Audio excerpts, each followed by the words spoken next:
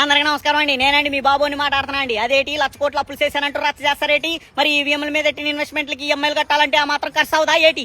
అది కూడా కరెక్ట్ కదా సార్. అయినా మీరేం టెన్షన్ అడక్కర్లేదులేండి. నా దగ్గర ప్లాన్ బి కింద మన ప్యాకేజ్ పాలేరు ఉన్నాడు కదా, ఏదైనా అటు ఇటు అయితే ఆ పాలేరుని అడ్డెట్టి అప్పులు మాఫీ చేయాలంటూ సెంట్రల్ సర్కార్ తో సెటిల్మెంట్ చేస్తా కదా.